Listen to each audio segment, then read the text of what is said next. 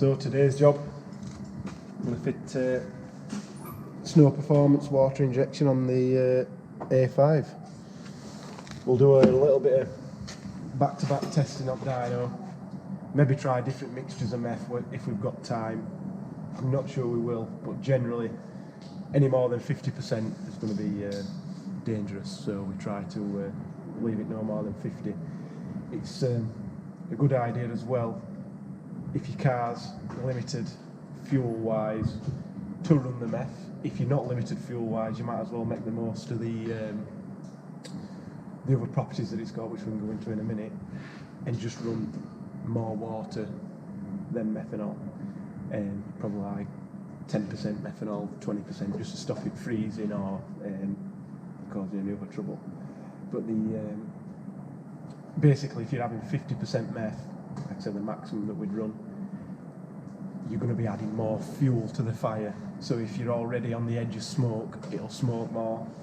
If you're already pushing the turbo beyond its limit or very close to its limit, you're pushing it past that. So you might get a cooler charge temp, you might get lower cylinder pressures, you might get lower EGTs, but you're adding more fuel, so you're pushing the turbo harder. So if you're really on the edge, you might cause other trouble. But our A5, we're 100% certain that the turbo will have lots more potential than the fuel pump will have. The injectors are big enough to do a bit more. The turbo will do maybe 400 when we upgrade it, but the fuel pump, CP 4.2 are 75, I think they are, and then all out. I'm sure we're not going to make much more power on the bigger turbo than the standard turbo. We are a little bit of extra methanol. So, quick overview of the kit. Few fixing screws and washers, nothing too interesting. Got the fitting that goes into the bottom of the tank. That is a push fit fitting that goes onto this hard pipe here, nylon pipe. Easy to go on, push on, that's it done. So as long as you've done a decent job of the cutting it, it should go on and come back off fairly easily. So all the fittings on this push fit, so you've got a one-way valve, a couple of push fit connectors to go with that. Then this is the nozzle itself. So before the nozzle in this kit, we've got a solenoid. So this solenoid's there so that if you turn the engine off and there's a leak somewhere, a slight air leak, water leak, whatever, it's not going to siphon into the engine. If you've got a throttle body, which is not as big a deal on a diesel, which they have got the anti-shudder valve, so it's a similar thing, you might end up with a vacuum in the intake system, which you don't want it siphoning. What could be, well, there'll be a few millilitres of water in here, which is probably enough to hydraulic an engine if everything's gone to pot.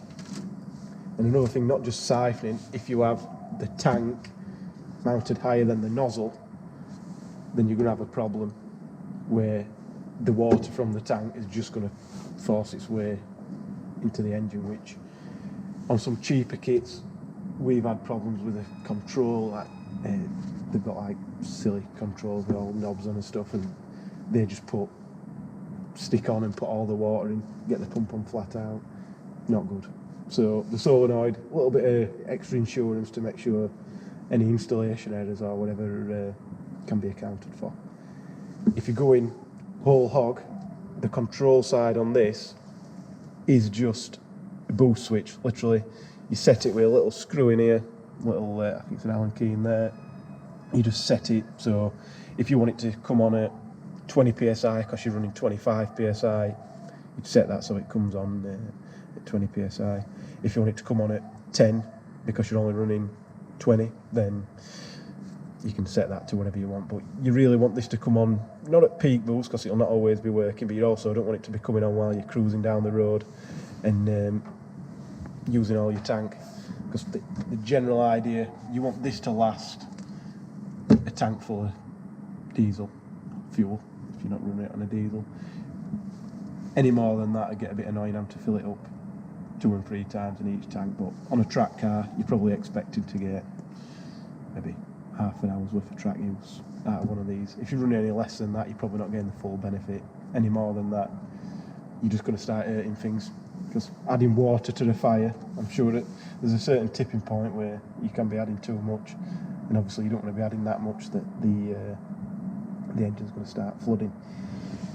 So that's the control side, a couple of little tap-ins to get your boost pressure to that. Arming switch, relay that controls the solenoid and the pump. A little bit of hose that comes with that to get to that. We've got a couple of LEDs here. This kit's got a level sensor, so we have to drill this level sensor in. When it drops down, basically just floats like that. When it drops down, it's going to put whichever one of these lights you wire it to. The other, whichever LED you don't use for the level sensor, that'll come on when the pump's on and when the solenoid's operated. So you'll know when it's injecting. So if you're trying to dial it in so that it comes on a little bit earlier, a little bit later, that's what you want to be looking at. You can get technical and start putting a MIDI back on and playing around and getting it exact, but you don't really need to. We do, but only because we can. So that's the overview. Onto the nozzle then. There's quite a few different sizes which is stamped on it. That's a number 4, which I can't remember exactly what that one flows. That's a number 3, which is 175 millilitres, which that's what we run on the 1.9 2-litre engines for anything less than sort of 300 horsepower. For this kit, we've got the bigger nozzle, which this should be a number 5, yeah, thank God. This is 375 millilitres, so this one is about 400 horsepower on a single point. That's what Snow Performance recommend you run. I can't remember if you can see, but there's a difference in the orifice size there. They've got a little pre-filter on them, so that screws into this, and then that's what screws into your inlet manifold or into your charge pipe or wherever you put it, and then that goes into the other side, and the pipe goes into that. So fairly straightforward. The location of the kit, where you want to mount it, that's pretty much dictated by where you can get everything. So like we said earlier, you want your tank to be lower than your nozzle if you can. Your pump needs to be a little bit lower than the tank. So it is a struggle on some cars to get that combination right. So you put the solenoid in and you free things up a little bit where you can have things a bit higher or a bit lower. So yeah, we're on this car, we're going to try and get everything in the engine bay, and then that just means all the wiring, everything except for the LEDs will be in the engine bay. And the switch, but otherwise not much to run into the car, because when you start running the tank in the boot, the switches, the relay in the car, and trying to get everything in there, you've got to start taking the dash to bits. And like a job like this, if you're running a setup like that, it's probably 5 or 6 hours work, which in your own time you might enjoy it, but at £50 an hour you're probably not going to be happy that it costs you 300 quid to fit 300 quid's worth of water injection. So yeah, we'll try and get it all in engine bay. If you can't get the tank in anywhere and you don't want to put it in the boot, there is some little fittings. Similar looking thing to this. We'll try and get a picture and put it up on video, but it's like something in between this, I imagine. I've not seen one personally, but you could screw that into your screen wash bottle, because methanol is one of the ingredients in most screen washers. So some certain brands have got methanol in them, so usually 50-50 if they've got methanol. So you just buy that from the shop, pour it in, and away you go. We're going to keep a separate tank just so we can keep an eye on consumption, because we're planning some long journeys on possibly damp roads, so we don't want to be running out of screen wash and then not having Meth, and vice versa. So yeah, so we'll try and get a video install, some little tips along the way. The placement of the nozzle can be anywhere after the intercooler. Don't put it before the intercooler. You'll have problems with water pooling in the intercooler, and you'll not be getting the benefits of the water if you're putting it before, because it'll evaporate quicker, and the intercooler will not be working as effectively. So put it after the intercooler. It can be anywhere from after the intercooler all the way up close to the inlet manifold. Don't put it too close to inlet manifold, because you're going to start sending a bit more water down one runner than the other. You want to leave it a little bit away so that you get a nice even distribution. This is a single point kit. You can get direct port kits, twin nozzle kits, triple nozzle kits, whatever. You go as crazy as you want, but put a big nozzle in, single point. If the inlet manifold's that badly designed that you're going to get more going down one, then you've got bigger issues than this. So rather than trying to reinvent the wheel and put in a bigger one, a big system that's really complicated, keep it simple. Well, each to their own.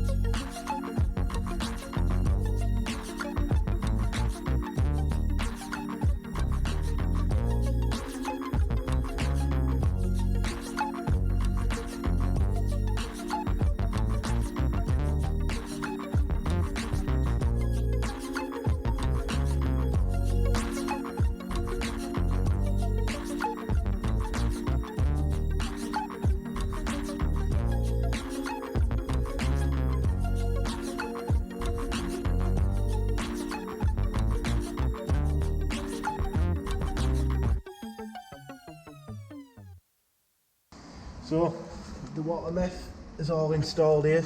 Bit hard getting my massive head in here. We decided to put everything in wheel arch because it's the exact place where most of the stuff needs to go. So pumps mounted here, made a little aluminium bracket. It's got rubber mounts so it shouldn't be too noisy. One-way valve, solenoid just hidden away here at the back. So it comes from the pump to here, to the nozzle, from the nozzle at the solenoid, through the one-way valve, into the nozzle in there. Just under the nozzle we've got the tapping for the boost sensor, so everything's been done here just before the map sensor, so we should be able to see the inlet air temp difference. Not a big distance between them, it'd be nice to have a bit more, but we can't have that. Maybe we'll instrument the inlet manifold and get an accurate reading nearer to the engine. So we'll have a look where everything else is. So up top there's not much to see, it's everything's down there in this wheel arch. The only thing that we've really got at the top that's noticeable, the tank here under the rain tray, so we'll put a little hole in rain tray and you can get to that. The boost pipe that we're tapped in goes to this boost pressure switch. You need to be able to adjust that there, so we've put that in a prominent position. The earths all go to the normal earth point. The live and the fuse comes from the live there. The relay is hidden down the back here, you can't really see it. So then the only wiring goes inside the car is the switch and the LED for the level sensor and the LED from the relay and the solenoid that tells you when you're injecting. We'll cut to a picture of that because it's a bit boring looking at that. So the tank's empty. We need to put some methanol in, just normal 99% pure or something like that. Maybe it doesn't have to be anything too crazy, but most important, this is already pre-mixed. We're not going to put neat methanol in, or it could all go wrong.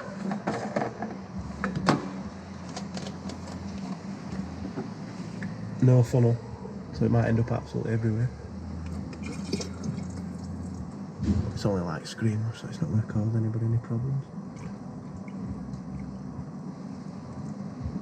Oh, there we go. A bit less than you think in there, so how much you get in. And just in case anybody's wondering what this black thing here is, this is an exhaust soot trap. We use this, it comes from the manifold turbo area, so we've tapped in here, come up into this. This has got a gauze and a filter inside, and this is a shrouder valve so you can blow it out if it gets all sooted up. And then these two fittings here, you only need one most at a time, but this can then go to a gauge to measure your exhaust manifold pressures. If you've got an high exhaust manifold pressure, which loads of people running silly hybrid turbos that don't work will have, if you've got 50 psi in exhaust and only 20 psi in your intake, then basically your cylinder, every time a valve opens, is just going to fill with exhaust gas because you're pushing it back in there rather than pushing it out. So you're not going to get as much power, you're not going to get as much response. If you have two IEMPs, which can happen, like ridiculously high, like 10:1 ratio, if you're at stop screw actuator or control strategy, whatever's all wrong, then engine almost stalls. So we've got this in because we're doing a bit of before and after testing, because in one of the next instalments, maybe not the next one after this, but one of them, there'll be bigger turbo, dyno testing, all that sort of stuff. So information is king in this game. We don't want to be guessing, because that's it. It can be a little bit wrong and you get away with it, but if it's very, very wrong, then you can start snapping shafts, blowing turbos up, or just literally not making the power and you start changing things that you need to change. So yeah, that's us for now.